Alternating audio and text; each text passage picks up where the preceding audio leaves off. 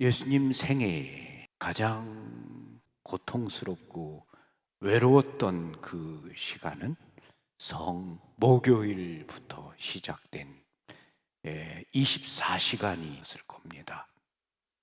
제자들은 예수님을 모두 버리고 도망을 쳤습니다. 예수님 곁에는 아무도 없었죠. 외로웠던 그 시간, 그때 예수님의 마음을 생각하게 됩니다. 부활하셔서 제자들에게 나타난 겁니다. 근데 제자들이 당황스러워하고 놀라워하고 유령을 보는 줄로 생각할 때 예수님께서 먹을 것이 없느냐, 나를 만져봐라. 유령은 살과 피가 없지만 나는 살과 뼈가 있다. 내 이렇게 못 박힌 구멍난 상처 입은 손과 발을 만져봐라. 구운 토막을 가져다 드리자 그들이 보는 앞에서 잡수셨다. 예수님의 이 모습에 주목하고자 합니다. 얼마나 친절하신가, 그리고 이해하고 계신가, 제자들에 대해서. 우리가 부활하기 위해서는 이러한 태도와 자세, 마음이 필요한 겁니다. 제자들이 예수님의 마음을 슬프게 하고 아프게 한 거죠. 그들을 필요로 하고 있을 때 아무도 없었고 다 도망쳐 버렸습니다. 그랬던 그들입니다. 그리고 그들을 만난 겁니다. 그리고 그들이 여전히 믿지 못합니다. 그때 예수님께서 조금도 그들을 나무라거나 또 그들에게 언짢은 모습을 보이거나 그러지 않으셨습니다. 그러지 않고 그들을 이해하시면서 그들에게 더없이 친절하신 겁니다. 사랑은 친절합니다. 우리는 어떤가요? 우린 조금 서운해요. 그리고 언짢아요. 그들이 나에게 보여준 어떤 반응, 태도가 마음에 안 들어. 그러면 여러분이 만났을 때 어떡하나요? 여러분의 표정이 벌써 다 이야기합니다. 말보다 더 많은 말을 하는 게 눈빛과 표정입니다. 여러분이 차가운 눈빛으로 그 사람을 이렇게 쳐다보기죠. 그리고 얼굴이 좀 굳겠죠. 말을 해도 퉁명스럽게 말을 하겠죠. 우리는 예수님이 보여주시는 이런 반응과 태도, 이런 것을 닮아야 됩니다. 예수님은 제자들을 이해하시면서 그들에게 더없이 친절하게 다가가셨습니다. 그리고 성경을 깨닫게 해주십니다. 사람의 마음을 바꾸는 것은 하느님의 말씀인 거예요. 그 말씀이 우리의 마음을 변화시키는 거죠. 그래서 예수님께서 성경 말씀을 깨닫게 해주시는 거죠. 그때 제자들이 그 부활하신 예수님을 믿게 되는 거죠. 실망하고 낙담해서 두 제자가 엠마오로 걸어가고 있었죠. 예수님께서 그들 곁에 다가가셨습니다. 부활하신 예수님은 우리 삶의 모든 곳에서 우리와 함께 하시는 분이시다. 우리와 함께 동행하시는 분이시다. 이것이 복음이 우리에게 전해주는 부활의 이야기입니다.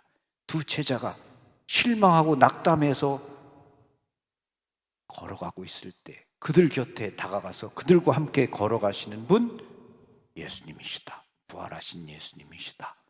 근데 그들은 그 예수님을 알아보지 못했죠. 예수님은 그들의 이야기를 듣고 싶어 하셨습니다. 그래서 그들에게 말을 걸으셨습니다. 길을 가면서 무슨 이야기를 그렇게 하느냐. 그때 그들이 그들의 이야기를 했습니다. 그들의 이야기를 할 때 예수님은 진지하게 들으셨습니다. 끝까지 들으셨습니다. 부활하신 예수님은 우리의 이야기를 듣고 싶어 하시는 분이에요. 엄마가 학교에 갔다 온 아이의 이야기를 듣고 싶죠. 아이가 엄마 오늘 학교에서 있지, 뭐 친구 만나서 이랬고 뭐 이랬어 저랬어. 그러면 엄마는 그 이야기를 듣죠. 그리고 그 이야기를 끝까지 들어주는 엄마가 좋은 엄마예요. 이야기를 듣고 그랬니? 그랬어. 공감하면서 끄덕이면서 이야기를 들어줄 때 그 아이는 그 이야기를 끝까지 다 하는 거죠. 근데 그 이야기가 그렇게 애가 와서 조잘조잘거리고 이야기하는 게 엄마의 행복이에요. 그 이야기를 듣는 게. 그런데 그 애가 크면은 이야기를 하지 않는 거예요. 더 이상 밖에서 있었던 이야기를 이야기하지 않죠. 그리고 어느 순간 더 이상 이야기하잖아요. 그러면서 하는 이야기는 엄마 돈 줘. 엄마가 학교에 갔다 온 아이의 이야기를 듣고 싶죠.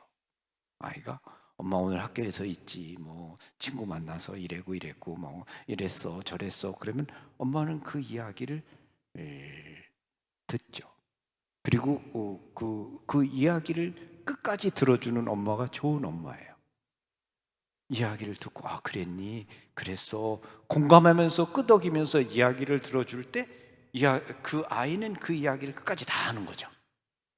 근데 그 이야기가 그렇게 애가 와서 조잘조잘거리고 이야기하는 게 엄마의 행복이에요. 그 이야기를 듣는 게. 그런데 그 애가 크면은 이야기를 하지 않는 거예요. 더 이상 밖에서 있었던 이야기를 이야기하지 않죠. 그리고 어느 순간 더 이상 이야기하잖아요. 그러면서 하는 이야기는 엄마 돈 줘. 그런 필요한 이야기만 하는 거예요. 그럼 엄마가 슬픈 거예요. 바로 그런 거예요. 예수님은 우리의 마음을 다 아세요. 응? 모든 걸 다 알아. 그분은 입 벌려 말을 하기도 전에 어떤 생각을 하고 있는지 다 알고 계시죠. 예수님을 내 곁에 계신 분으로, 나와 동행하시는 분으로 내가 믿는 거죠. 예수님이 어디 저 구름 위에 저기 뭐 구름 타고 다니는 분이 아니라 내 곁에 나보다 더 나 가까이에 계신 분이시다. 부활하신 그분이시다. 내가 어디를 가나 나와 동행하시는 분이다. 이게 부활하신 예수님, 그분을 믿는 거죠. 그래서 두 제자가 그렇게 예수님하고 동행을 했어요. 그때 예수님께서 그들의 이야기를 다 들으시고 난 다음에 그들의 견해를 바꾸시는 거죠. 어떻게? 성경 말씀을 들어서 예수님 말씀하시죠. 그리스도는 영광에 들어가기 전에 그런 고난을 겪어야 되는 것이 아니냐. 여러분 삶이 더 성장하고 아름다워지고 또 영광스러워지기 위해서는 당연히 여러분이 겪고 있는 어려움과 고통을 겪어야 되는 거죠. 예수님이 저에게 얘기하는 거죠.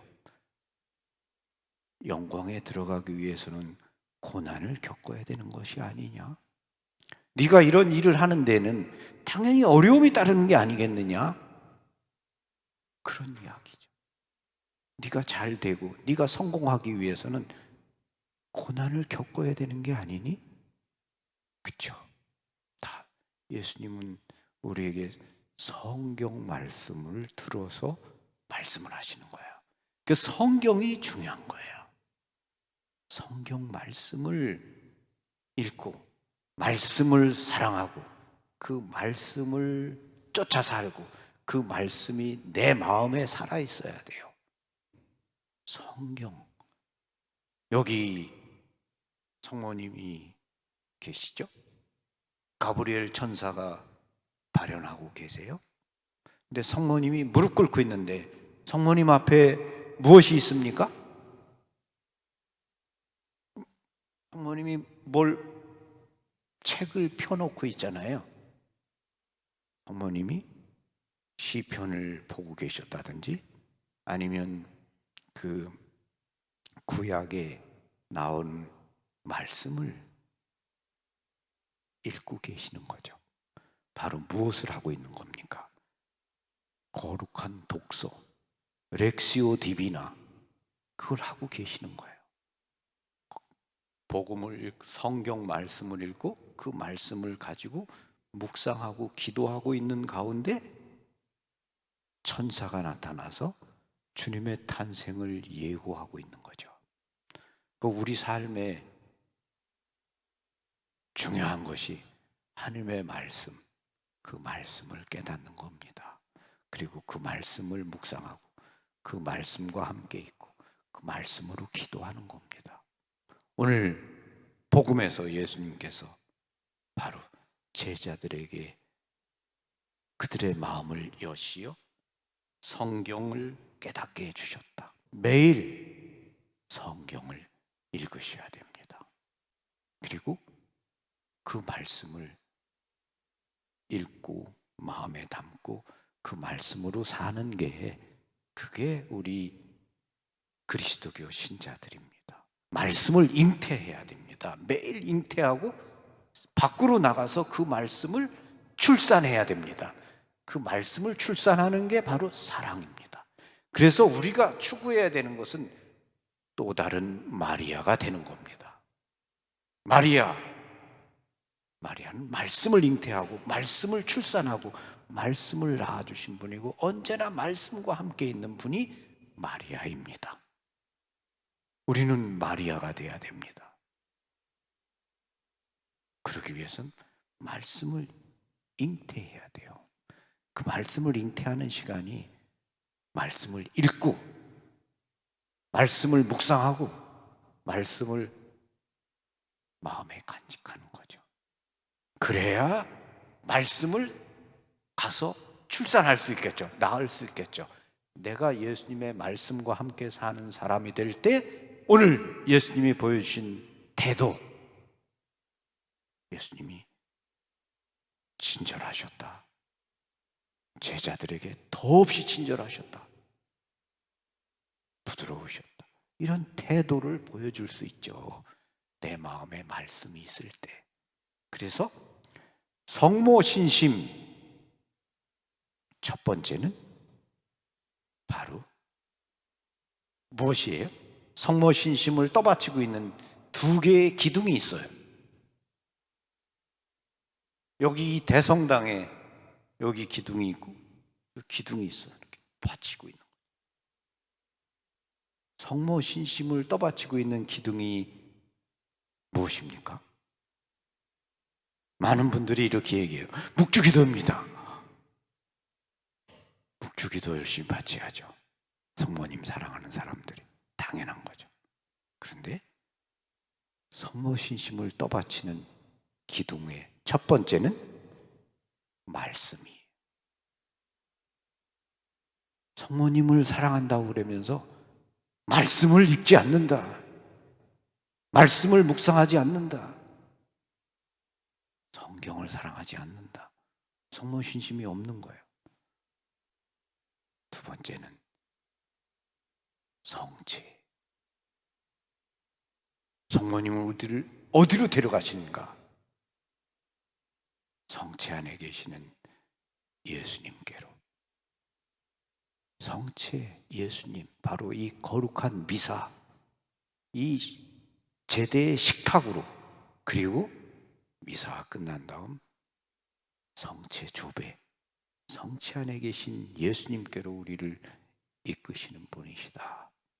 그래서 성모신심을 떠받치고 있는 두 개의 기둥은 하나는 말씀이고 다른 하나는 성체다. 그리고 그게 그리스도인의 삶이에요. 성체가 없으면 우리의 믿음도 없는 거죠. 말씀과 성체가 없으면 어떻게 교회가 존재할 수 있겠습니까? 그래서 그들이 빵을 줄 때 주님을 알아보았다. 여러분이 오늘도 이제 이 미사 가운데 성체를 모시게 됩니다. 그렇죠? 그리스도의 몸 하면 여러분의 손 위에, 입술 위에 성체를 모시죠. 성체를 모시는 바로 그 순간, 어떤 순간인가? 제자들이 낙담하고 실망하고 길을 걸어가면서 그랬던 것처럼 우리가 이 미사에 나오기 전에 우리 삶의 여러 가지 어려움과 슬픔과 그런 모든 것을 가지고 지금 미사에 오신 거예요. 그때 예수님께서 여러분에게 말씀을 들려주시면서 위로해 주시고, 그리고 성체를 모시는 순간, 성체는 여러분을 포옹하는 하느님의 품인 거죠. 하느님의 접촉입니다. 사랑의 접촉이에요. 여러분을 품에 껴안는 겁니다. 너를 사랑한다. 아이가 뛰어놀다가 넘어지면 웁니다. 그러면서 엄마를 찾죠. 엄마가 가갖고 그 아이를 품에 안고 토닥여주면 울음을 그치게 되고 아이는 평화를 얻게 되고 평온해집니다. 엄마의 품 안에서 위안을 받고 위로를 얻는 거죠. 성체를 모시는 바로 그 순간은 내 으깨지고 망개진 삶을 껴안는 그러한 하느님의 포옹입니다. 여러분이 성체와 접촉하는 그 순간, 바로 그러한 치유와 위로와 사랑의 순간이에요. 그래서 부활하신 예수님, 그분은 언제나 우리와 동행하시고 우리의 말씀을 듣고 싶어 하시고, 그리고 우리에게 성경을 깨닫게 해주시고, 그리고 성체를 통해서 우리를 위로하고 치유하시는 분이십니다. 오늘 순례 오신 여러분 한 분 한 분의 마음 안에 우리와 언제나 함께 동행하시는 그 예수님께 마음을 열고 말씀을 드리는 그런 분들이 되시기를 바라요. 여러분이 여러분의 마음을 예수님께 말씀을 드리고, 그리고 그분과 함께 있고자 하고, 그리고 또 기도하시고, 이러한 미사에 또 참여하시면서 그분과 정말 접촉하고 사랑을 나누는 그런 분들이 되시기를 바랍니다. 성모님은 우리 모두를 이런 성찬의 식탁으로, 그리고 말씀과 함께 사는 길로 인도해 주시는 분이죠. 그래서 여러분이 성모님을 사랑한다 그러면 묵주기도는 물론 매일매일 바치는 겁니다. 묵주기도와 함께 무엇보다 성경을 읽고 묵상하고 미사에 자주 참석하고 성체를 모시고 성체 초배를 드리는 사람이 성모 신심이 있는 그런 사람들입니다. 아멘. 네, 감사합니다. 고맙습니다. 평화를 빕니다.